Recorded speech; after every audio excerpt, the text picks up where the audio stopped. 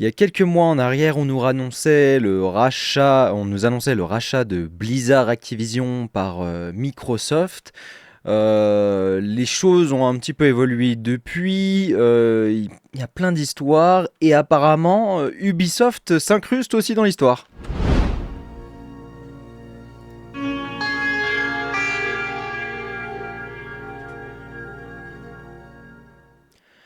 Alors, voilà. Microsoft vend les jeux Activision à Ubisoft. C'est quoi cette histoire? Voilà l'intitulé de l'article de Journal du Geek.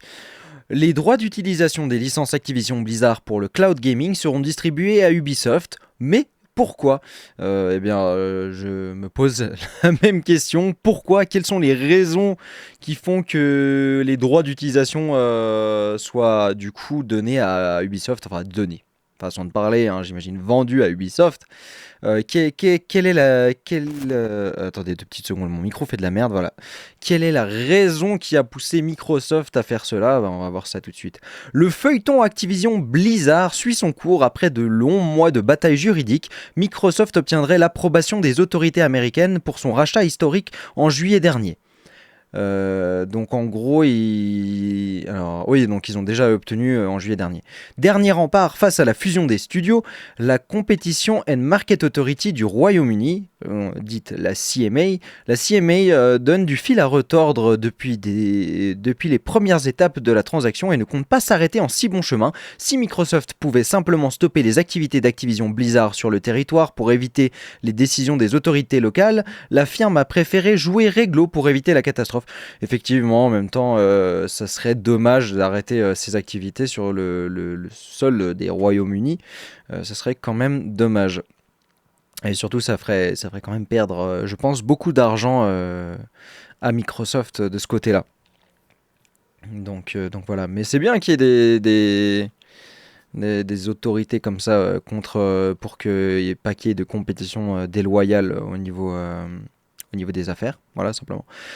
De fait, il leur faut encore montrer patte blanche afin d'éviter tout soupçon de concurrence déloyale. Ah bah voilà, c'est ce que je disais, concurrence déloyale. L'investigation prendra fin le 18 octobre prochain et l'horloge tourne avec Call of Duty et le cloud gaming du Xbox Game Pass au centre des inquiétudes. La firme de Redmond tente le tout pour le tout en s'associant à un concurrent direct. Après avoir signé des accords avec Nvidia pour l'utilisation des licences Xbox et Activision Blizzard dans le service GeForce Now, ce contenu sera également proposé du côté de chez Ubisoft. GeForce Now, pour ceux qui ne le savent pas, du côté de Nvidia, c'est une plateforme de cloud gaming et du coup ils ont leur propre catalogue, mais je crois de ce que j'ai compris, alors peut-être je dis une bêtise, mais si vous voulez jouer au jeu Xbox, il faut quand même avoir le Game Pass. Alors après je suis pas sûr, hein, mais c'est ce que j'ai cru comprendre.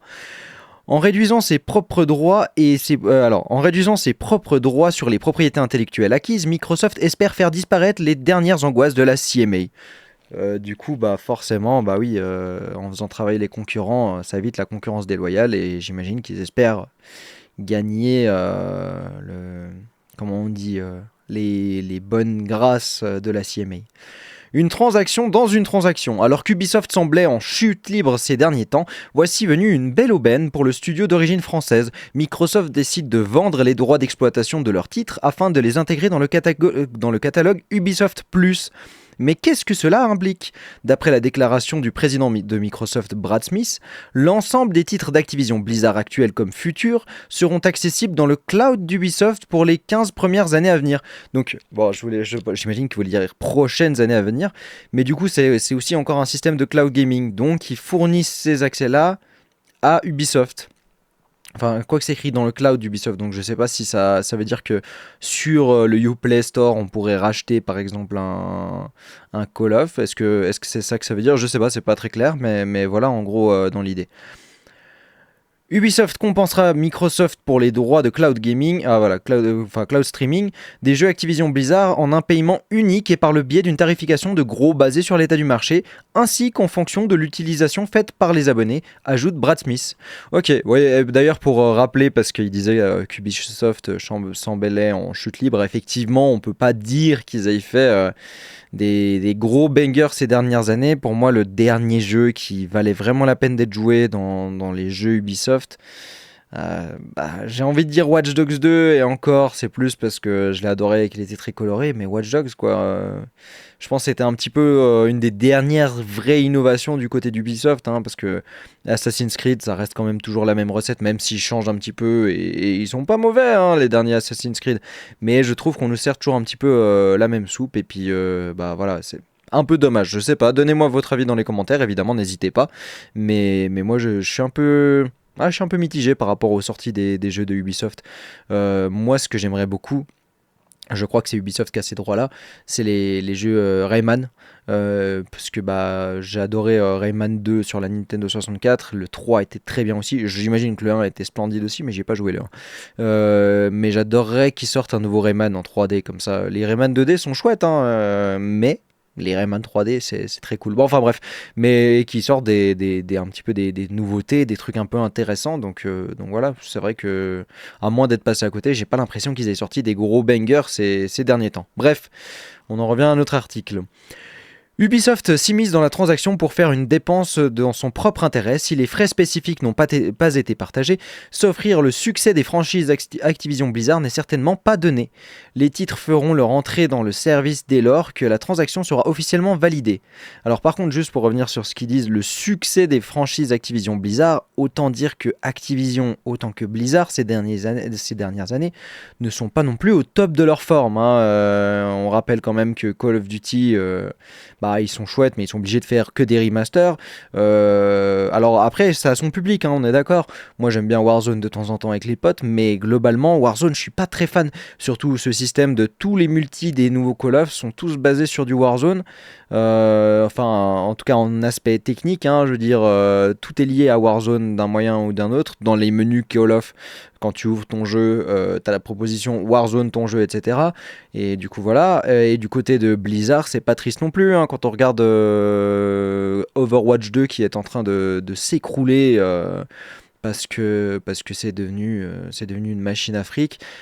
On peut pas dire que Blizzard se porte à merveille non plus, ni Activision, même si effectivement ils ont un peu leur licence populaire. Bref.